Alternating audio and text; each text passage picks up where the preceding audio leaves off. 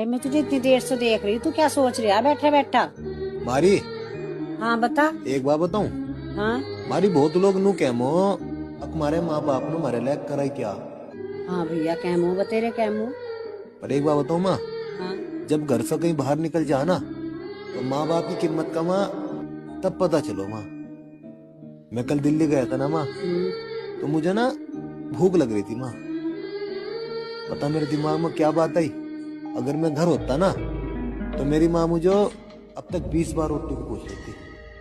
मारी माँ बाप के बगैर तो कोई रोटी भी ना पूछता रही। मेरा जी करे कोई प्यारी सी कहानी लिख दूं मैं, बाबू ने लिख दूं, राजा माने रानी लिख दूं मैं। अरे मैं तुझे इतनी देर से देख रही हूँ, तू क्या सोच रहा है बैठा बैठा?